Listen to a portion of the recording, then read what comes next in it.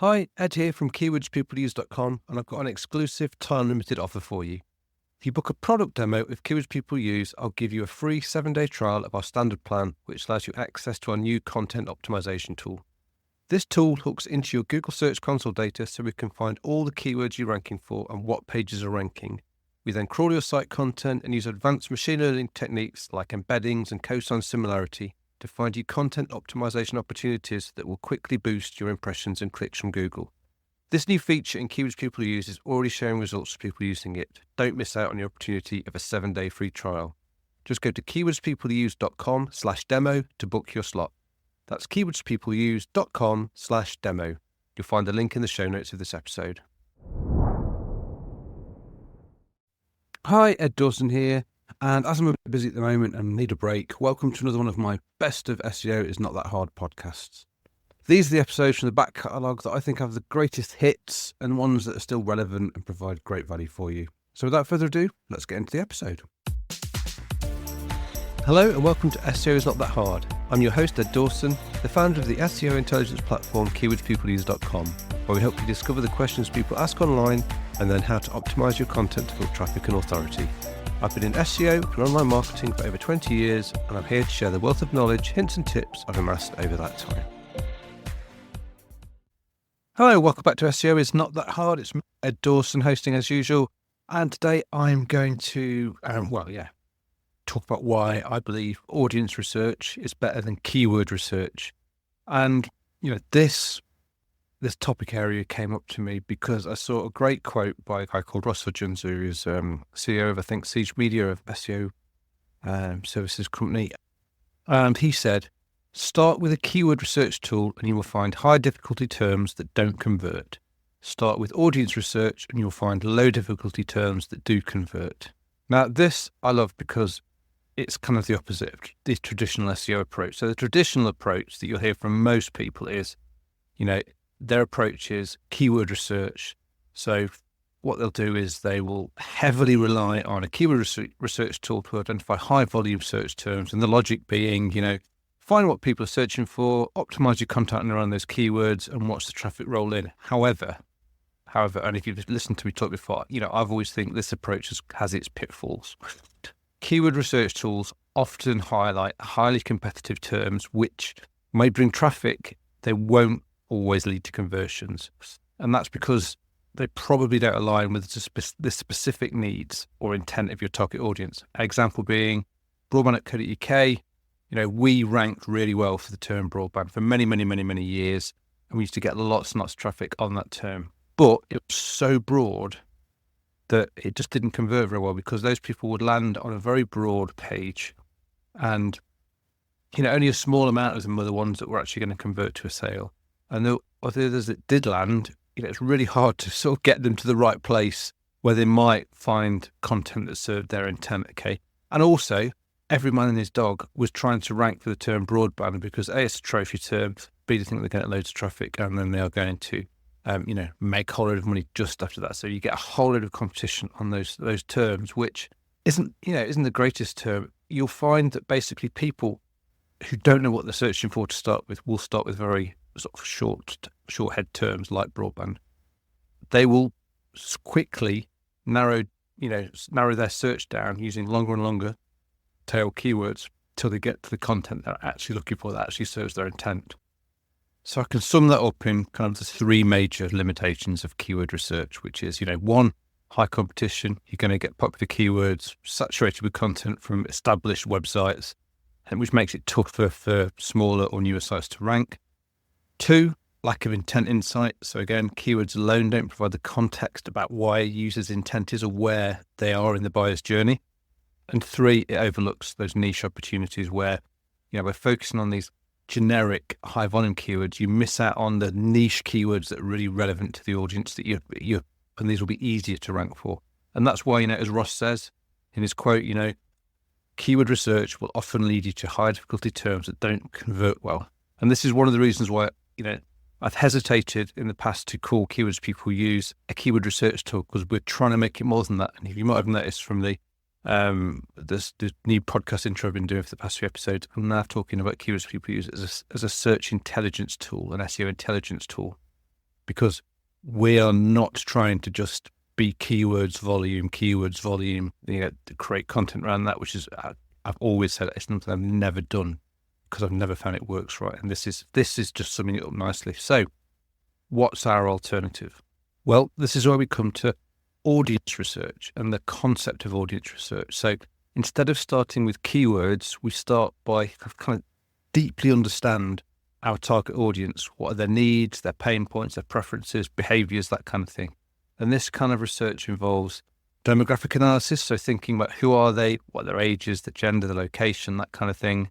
Graphic analysis. So what are their interests, their values, their lifestyles, and then behavioral analysis. So how do they interact with our content or our products, and what are their purchasing habits? So we try to understand these aspects. We can then create the content that resonates with them on a personal level and addresses their specific needs, problems, and their fears as an audience. We also, again, this goes back to why we keywords people are using, and the process I've always used this is by thinking about the kind of questions these people ask as well, okay? Which sounds like keyword research, but it isn't really, because we're not concentrating on keywords, we're concentrating on the questions people are asking, and then trying to make sure that you find all the questions they're asking and then get them answers to those questions.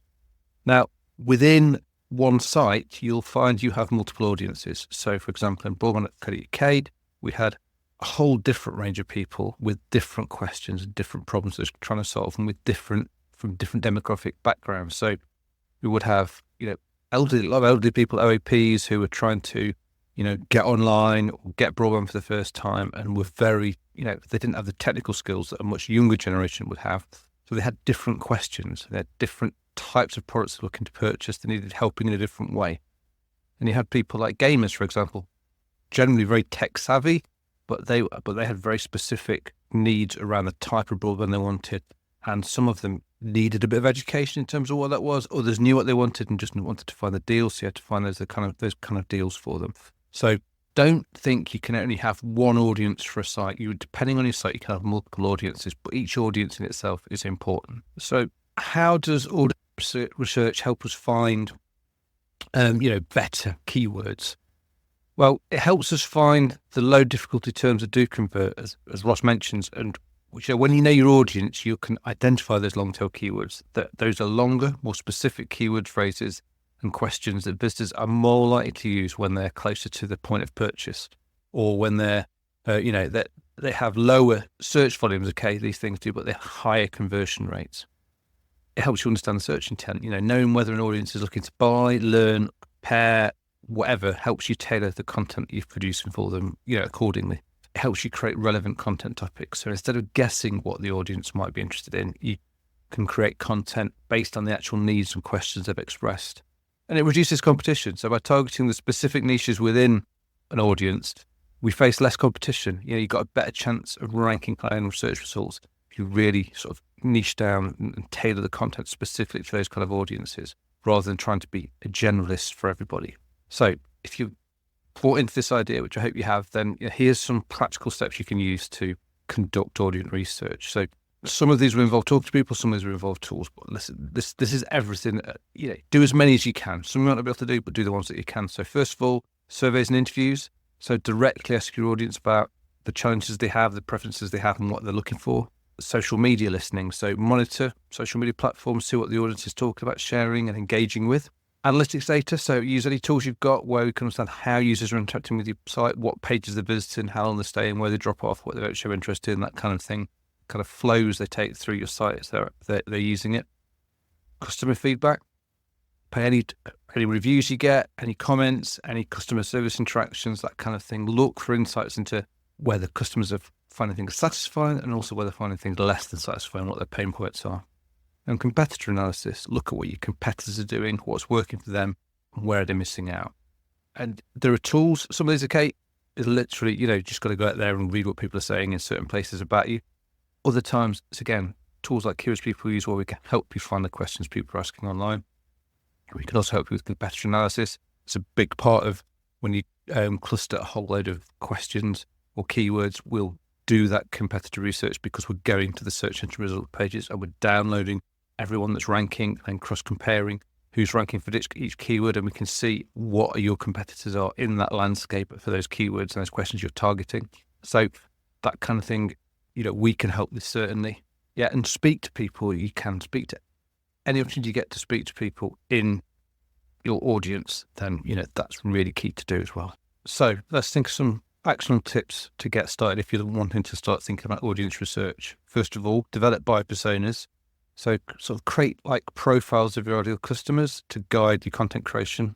Going back, like I said, we had our OAP type, old age pensioner type personas on Broadnet.co.uk. We had a gamer personas, we had student personas, we had all sorts of personas of who the particular audiences were we were writing any piece of content for.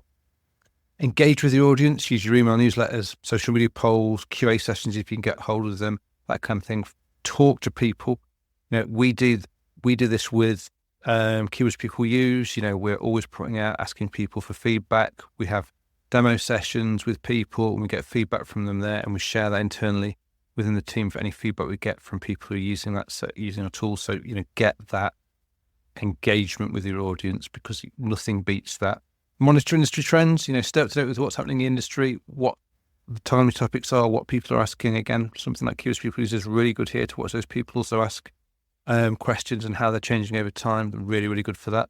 Test, iterate, this goes across everything you should do, really, testing and iterating, but implement your findings, monitor results, and adjust accordingly, okay? And collaborate with other teams. If you've got other teams in your company, work with your sales and customer service teams, because they're the ones who've got direct contact with your customers, and ask them what the questions are coming up all the time when you're trying to sell something, what the problems people are always calling up about. Find out those things, because those are questions that you can really help build into this and help improve your product based on that sort of really unique and targeted feedback that you're not going to get anywhere else. Okay, so now if we just go back to the beginning, remember Ross's original quote, it reminds us that while keyword research is a valuable tool, it's not the starting point, okay? By beginning with audience research, you're going to uncover the topics and terms that truly matter to your customers. This will lead you to create content that not only ranks, but also converts. And remember, the goal of SEO is not just to attract visitors, it's to attract the right visitors who will engage with your content and ultimately become customers, okay? So let's move beyond keywords and focus on people, because at the end of the day, understanding your audience is really key to SEO success. So that's it for today. And until next time, remember, keep optimizing, stay curious, and remember, SEO is not that hard when you understand the basics. Thanks for listening. It means a lot to me. This is where I get to remind you where you can connect with me and my SEO tools and services. You can find links to all the links I mentioned here in the show notes. Just remember, with all these places where I use my name, the Edd is spelled with 2 Ds. You can find me on LinkedIn and Blue Sky. Just search for Edd Dawson on both. You can record a voice question to get answered on the podcast. The link is in the show notes.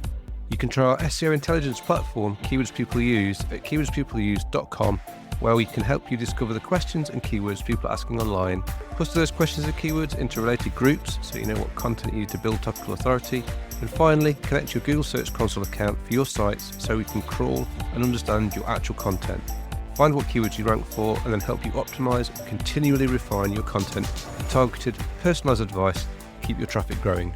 If you're interested in learning more about me personally or looking for dedicated consulting advice, then visit www.edddawson.com. Bye for now, and see you in the next episode of SEO is Not That Hard.